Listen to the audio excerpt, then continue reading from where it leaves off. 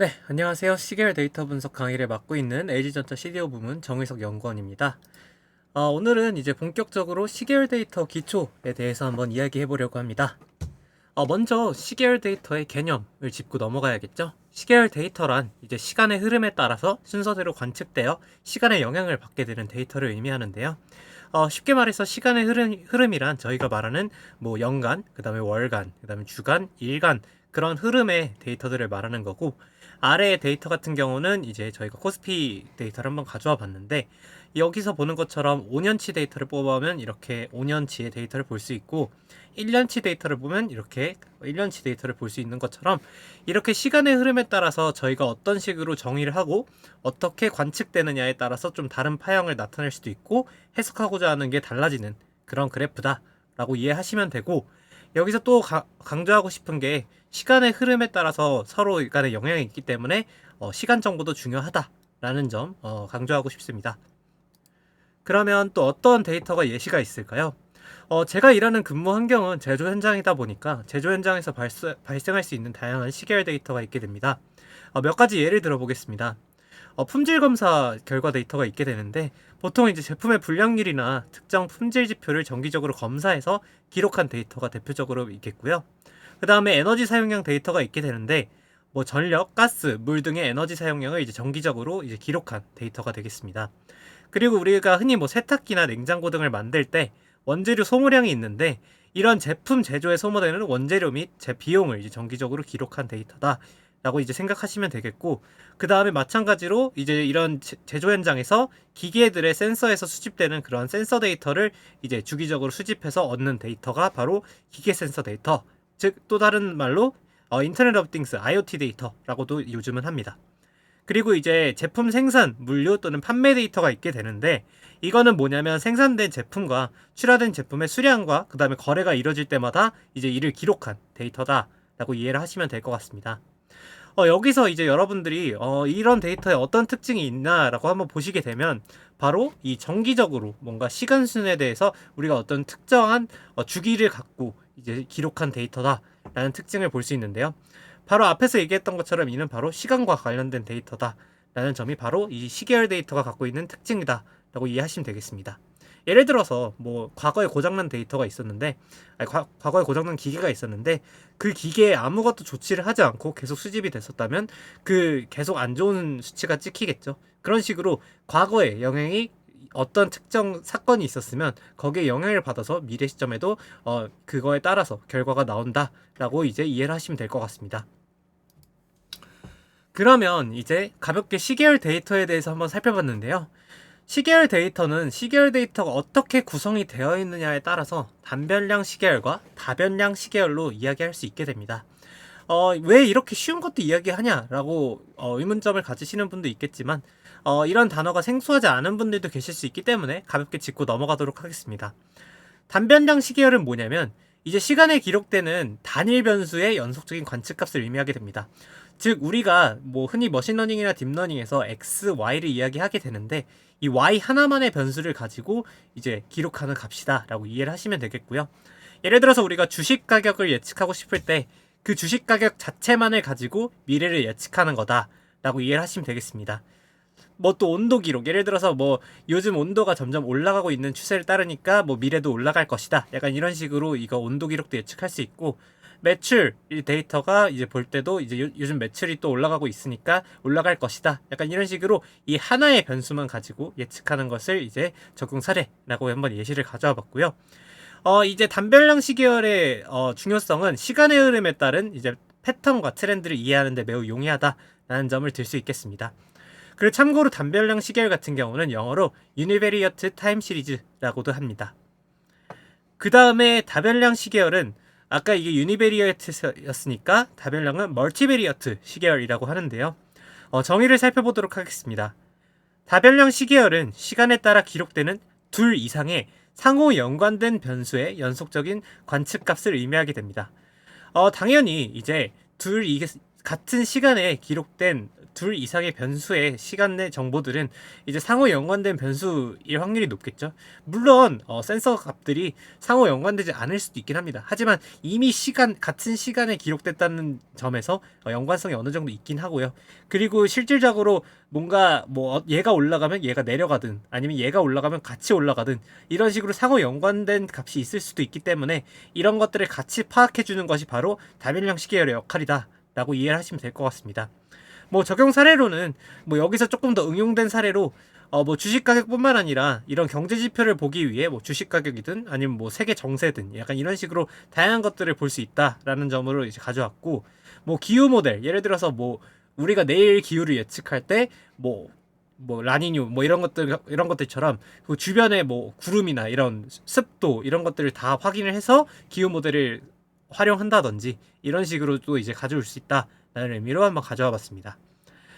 그리고 이제 다변량 시계열의 중요성은 아까 정의를 얘기하면서 얘기하긴 했는데, 이제 이 중요성은 변수 간의 상호작용 및 영향력을 파악해서 우리가 앞에 단변량에서는 하나의 변수의 패턴과 트렌드만을 이해했다면, 이제 다변량은 이 하나에서 그치지 않고 여러 가지의 시계열들에 대한 이제 상호작용과 영향력을 함께 판단할 수 있다는 점이 특징이라고 짚을 수 있습니다.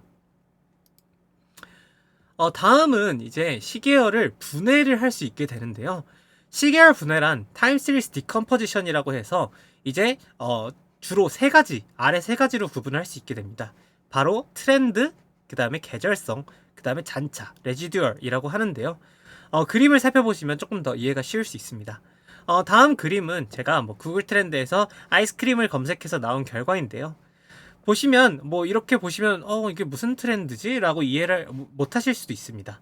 하지만 이거를 이 세 가지 트렌드, 시즈널, 레지듀얼로 구분을 하게 되면 잘 눈에 직관적으로 보실 수 있는 것을 확인하실 수 있는데요. 트렌드 같은 경우는 보시면 어느 정도 증가를 했다가 감소하는 트렌드를 가지고 있는 것을 확인하실 수 있고, 시즈널 같은 경우는 아이스크림이니까 당연히 증가를 했다가 여름에 증가를 했다가 감소하고 있는 추세를 확인하실 수 있고, 그 다음에 레지듀얼 같은 경우는 이런 트렌드와 시즈널로 해소되지 않는 그러한 오차 값이라고 보시면 될 것 같습니다. 아까 앞에서 이 시계열 분해를 통해서 트렌드, 그 다음에 시즈널, 그 다음에 레귤러, 그러니까 그 레지듀얼을 했는데, 레지듀얼을 다른 말로 이레귤러, 랜덤, 우연 요소라고도 부르기도 합니다. 그래서 이제 각각의 시계열을 아까 분해해 봤는데, 이제 이를 각각 용어들을 한번 살펴보도록 하겠습니다. 시계열 구성 요소는 크게 추세 요소, 순환 요소, 계절 요소, 우연 요소 이렇게 네 가지로 구분을 할 수 있는데요. 다음과 같이 타임 시리즈가 있을 때 이렇게 이 타임 시리즈를 구분을 할 수 있게 됩니다. 이건 제가 그림을 못 찾아서 직접 그린 그림입니다. 네, 그러면 한번 살펴보도록 하죠. 먼저 추세 변동입니다. 추세 변동은 시계열 데이터에서 장기적으로 관측되는 일정한 방향의 움직임을 의미하게 되는데요. 이게 무슨 말이냐면 여기서 중요한 게 일단 장기적으로 관측된다는 게 매우 중요하고요. 또 추세란 경제, 기술, 인구 등의 변화에 따라서 발생하는 장기적인 변동을 나타냅니다. 장기적인이란 말을 계속하게 되는데 이게 무슨 뜻이냐면, 보시면 이 그래프가 제가 그린 거라고 했는데 여기 보시면 장기적으로 봤을 때 이게 쭉 올라가는 추세인 걸 확인하실 수 있습니다. 그래서 우리는 이게 트렌드가 증가하고 있는 트렌드다 라고 정의를 할 수 있고요. 그래서 뭐 예를 들어서 이 그래프가 뭐 서비스 가입자가 뭐 늘어나고 있는 그래프다, 아니 서비스 가입자 그래프다 라고 하면 해당 서비스는 뭐 꾸준히 증가하고 있는 추세를 가지고 있다 라고 이야기를 할 수 있겠죠. 그래서 우리는 이제 여기 타임 시리즈에서 트렌드를 빼면 다음과 같은 그래프가 나오게 되는데요. 그러면 다음을 살펴보도록 하겠습니다. 다음은 순환 변동인데요. 순환 변동은 시계열 데이터에서 일정한 주기를 갖고 이제 반복적으로 나타내는 변동을 의미하게 됩니다. 주기란 사이클을 말하게 되는데요. 순환 변동이란 이제 경제의 주기 아니면 뭐 계절성 이런 것 같은 것처럼 이제 뭐 중기적인 변동을 나타냅니다. 뭐 이제 경제가 호황 또는 불황을 반복하는 그러한 주기적인 변동을 나타내는데요. 보시면 좀 크게 봤을 때 이런 식으로 올라갔다가 내려가는 큰 이런 파형을 가지고 있는 것을 보실 수 있습니다. 그래서 이렇게 사이클을 빼고 나면 이제 다음과 같은 모양이 나오는데요. 이게 바로 이제 순환 변동. 이게 주기인데 좀 아까는 장기였다면 얘는 장기보다는 조금 작고 그 다음에 작은 중기적인 변동이다 라고 이해를 하시면 되겠습니다. 그 다음에는 시즈널인데요. 시즈널도 일종의 사이클이라고도 말할 수 있습니다. 하지만 시즈널은 사이클보다는 조금 더 이제 1년 내에 반복적으로 나타내는 변동을 의미하게 되는데요. 예를 들어서 시즈널 같은 경우 대표적인 게 바로 계절 변동이 있겠죠. 계절 변동은 이제 특정 계절이나 월에 따른 변동을 나타내는데, 아까도 제가 말했던 것처럼 여름철에는 아이스크림 판매량이 증가하거나 겨울철에는 감소하는 이런 추세들을 나타내게 됩니다.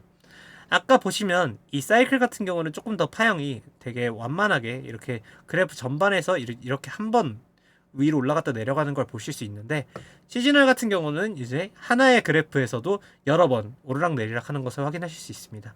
그게 시즈널과 사이클의 차이다 라고 이해하시면 될 것 같고요. 그리고 보통 시즈널도 사이클의 일종이기 때문에 굳이 둘을 비교할 필요는 없지만, 조금 더 차등해서 이런 용어가 나온다면 이렇게 구분을 했구나 라고 이해를 하시면 될 것 같습니다. 그래서 이제 타임 시리즈에서 트렌드도 빼고 사이클도 빼고 시즈널도 빼게 되면 다음과 같은 그림이 나오게 됩니다. 이제 다음과 같은 그림이 나오면 제가 봐도 이거 무슨 트렌드지? 전혀 모르겠는데요. 이제 이를 그렇게 부르기 위해서 바로 불규칙 변동이라고 부르게 됩니다. 영어로도 랜덤 또는 이레귤러라고도 말하는데요. 이는 시계열 데이터에서 예측할 수 없는 무작위성 변동을 의미하게 됩니다. 즉 우연 변동은 예측이나 분석으로 설명하기 어려운 변동을 의미하게 되는데요. 아까 같은 경우 솔직히 이러한 데이터 파형을 가지고 있다면 저희는 이렇게 찍어서라도 예측을 할 수 있게 됩니다. 예를 들어서 이런 식으로 이렇게 했을 때 여기 올릴 거니까 대충 한 이 정도 되겠네 라고 예측을 하면 이 정도밖에 차이가 안 나죠. 그런 식으로 또 여기서도 이쯤에서 내려갈 쯤이니까 대충 한 이 정도 되겠다 이런 식으로 예측을 할 수 있게 되는데, 이렇게 이레귤러 데이터 같은 경우는 예측이 불가능하다라는 점이 특징이게 됩니다. 왜냐하면 저희는 예측할 수 있는 요소들을 지금 다 뺐기 때문이죠. 그래서 이제 주기를 타지 않는 제품의 생산량, 판매량, 그다음에 금리, 이거는 맞을지 모르겠어요. 코인, 이런 것들이 있겠죠. 네, 넘어가도록 하겠습니다. 그래서 이제 시계열 데이터의 응용 파트로 넘어가게 되는데요. 시계열 데이터는 이런 식으로 아까 여러 가지 요소로 분해가 되면서 이제 다양한 분야에서 응용이 일어나게 됩니다. 시계열 데이터 분석은 이제 시간에 따라서 데이터의 변화를 이제 추적을 하게 되는데, 이제 이런 추적한 데이터를 통해서 미래를 예측하거나 패턴을 분류하고 이상을 탐지하는 강력한 도구로서 활용이 됩니다. 각각 이제 미래를 예측하고 패턴을 분류하고 이상을 탐지하는 태스크마다 이제 태스크명이 있는데, 미래를 예측하는 태스크는 타임 시리즈 포캐스팅이라는 태스크가 있고, 미래를 분류하는 태스크는 타임 시리즈 클래시피케이션, 그 다음에 이상을 탐지하는 태스크는 타임 시리즈 어노멀리 디텍션이라는 태스크가 정의가 되게 됩니다. 이제 산업계에서는 이러한 분석을 통해서 생산성을 상승시키고 품질 관리를 수행함으로써 이제 비용을 창출하게 됩니다. 각각의 그림을 한번 살펴볼까요? 폴캐스팅 같은 경우는 이런 파란색의 데이터가 있다면 빨간색으로 이런 트렌드가 지금 증가하는 트렌드를 가지고 있고 이러한 시즈널리티를 가지고 있으니까 이렇게 증가할 거다 라고 예측을 할 수 있게 되는 게 바로 폴캐스팅의 에리어고, 클래시피케이션 같은 경우는 우리가 미리 이런 클래스들을 정의를 하게 되면 이런 데이터가 들어왔을 때 얘는 클래스 1에 속하는 거구나, 얘는 클래스 2에 속하는 거구나, 얘는 클래스 5, 얘는 클래스 6, 이런 식으로 우리가 사전에 정의해둔 클래스에 특정 시계열 데이터가 포함되는 것을 이제 찾는 것이라고 이해하시면 될 것 같습니다. 그리고 어노멀리 디텍션 같은 경우는 이상 탐지라고 하는 것처럼 이제 저희가 데이터가 들어왔을 때 일반 데이터 범주에 들어있지 않고 이렇게 튀는 값을 찾아내는 것을 바로 이상을 탐지한다, 어노멀리 디텍션이라고 설명을 할 수 있습니다. 각각에 대해서 살펴보도록 하겠습니다. 먼저 포캐스팅인데요. 포캐스팅은 미래의 데이터 포인트를 현재와 과거 데이터를 바탕으로 이제 예측하는 과정이다 라고 이해를 하실 수 있습니다. 적용 사례를 한번 살펴볼까요? 에너지 수요 예측이 있는데, 이는 이제 전력 회사들이 수요 변화를 예측해서 전력망 관리 또는 비용 예측 이런 것들을 할 수 있고, 재고 관리를 또 이제 소매업자들이 판매 데이터를 분석을 해서 우리가 얼만큼의 재고를 쌓아두고 얼만큼의 이제 관리를 해야 될지 그런 것들을 예측하는데 활용할 수 있습니다. 그리고 금융시장 투자 분석 이런 것들이 있는데, 주식, 채권, 기타 금융상품의 가격 변동을 예측해서 투자 전략을 수립하는 데도 사용할 수 있습니다. 다음은 클래시피케이션인데요. 클래시피케이션 같은 경우는 시계열 데이터를 분석하여 특정 범주나 클래스에 할당하는 과정입니다. 예를 또 들자면 기계 상태 모니터링이라고 해서 제조업체가 기계 센서 데이터를 이렇게 수집된 값들을 가져와서 얘는 잠재 고장일 때는 이런 파형을 띠니까 얘는 이제 잠재 고장이다 아니면 뭐 얘는 뭐 정상이다 이런 식으로 정의를 해두면 사용할 수 있고요. 또 고객 세분화에서 고객이 만약에 이런 파형을 띠면 뭐 얘는 잠재 무슨 고객이다, 얘는 무슨 고객이다, 약간 이런 식으로 미리 사전에 정의를 해둘 수도 있습니다. 그리고 제가 생각하기에는 이런 의료 진단에서 가장 많이 사용을 하는 것 같은데, 건강 모니터링 시스템에서 이제 환자의 생체 신호를 통해서 이 환자가 건강하다 아니다를 살펴볼 수 있는데 많이 쓰인다라고 저는 생각하고 있습니다. 다음은 어노멀리 디텍션인데요. 어노멀리 디텍션은 이제 데이터에서 발생하는 비정상적인 패턴이나 이상 현상을 식별하는 과정입니다.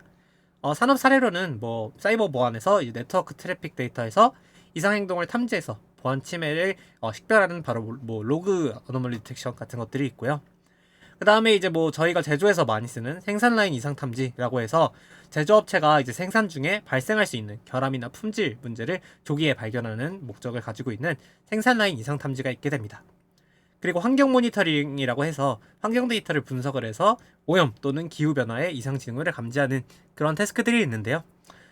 솔직히 말해서 저희는 이런 포캐스팅과 어노멀리 디텍션을 현업에서 많이 사용하게 됩니다. 이는 다음과 같은 이유를 들 수 있는데요. 클래시피케이션 태스크, 여기 가려진 클래시피케이션 태스크 같은 경우는 명확한 분류 기준의 부재가 많이 있습니다. 그러니까 이 말은 무슨 말이냐면 이제 많은 이제 실제 문제에서 분류할 클래스가 명확하지 않아요. 왜냐하면 우리가 이런 데이터 파형을 보고 얘는 고장날 파형이다 이런 것들을 정확히 정의를 할 수가 없거든요. 그래서 제가 아까 의학에서는 사용을 많이 할 수도 있다는 게, 의학 같은 경우는 이제 좀 더 많이 인덱스로 공부가 되고 이런 파형이 뭐다라는 게 정확히 정의가 되어 있을 수도 있는데, 제조 같은 경우는 이런 케이스들이 많이 정립이 안 되어 있고, 그리고 뒤에서도 뭐 얘기할 거지만 데이터 라벨링이 솔직히 어렵습니다. 왜냐하면 수만 건, 그 다음에 뭐 수조건 정도로 엄청 많이 찍히는 경우도 많기 때문에 이런 라벨링 자체가 현실적으로 불가능하기 때문에 이런 식으로 분류가 조금 어렵다라는 점을 이 1번과 3번을 묶어서 이야기를 할 수 있고요. 그 다음에 적용 범위의 한계가 실제로 존재하게 됩니다. 예를 들어서 이상 탐지와 예측은 모든 시계열 데이터 적용 분야에서 가장 중요한 요소로 활용될 수 있습니다. 하지만 분류는 뭐 아까 말했다시피 어떤 우리가 목적이 있어서 그 클래스를 정의를 해놨을 때만 특정 문제에서만 적용이 될 수 있습니다. 뭐 또 예를 들어서 주가 예측이나 기후 변화 같은 이런 것들은 당연히 분류를 이런 걸 해서 뭐예요? 그러니까 주가 예측을 하는데 분류를 해서 뭐 이런 트렌드는 뭐 아마존 트렌드야 뭐 이런 걸 해서 솔직히 의미 없잖아요. 그리고 뭐 기후 변화도 이거는 뭐 라니뇨 트렌드야 이런 것도 할 필요 없고, 그래서 솔직히 이런 건 분류보다는 오를 거야, 뭐 비가 올 거야, 아니면 뭐 내릴 거야, 뭐 이런 식으로 예측이나 아니면 뭐 이거 되게 이상한 신호인데 약간 이런 식으로 이상을 탐지하는 게 훨씬 중요하다라는 점에서 영구적으로는 뭐 forecasting, classification, anomaly detection 다 많이 사용이 됩니다. 하지만 현업에서는 제가 개인적으로 지금 느끼기에는 forecasting이랑 anomaly detection이 많이 사용되고 있다라는 느낌을 요즘 세게 받고 있습니다. 네, 일단은 오늘은 이런 식으로 시계열 데이터의 기초에 대해서 다뤄봤는데요. 질문은 아래 댓글로 뭐 달아주시면 제가 보고 답글 달아드리도록 하겠습니다. 네, 이상 오늘 강의 마치도록 하겠습니다. 들어주셔서 감사합니다.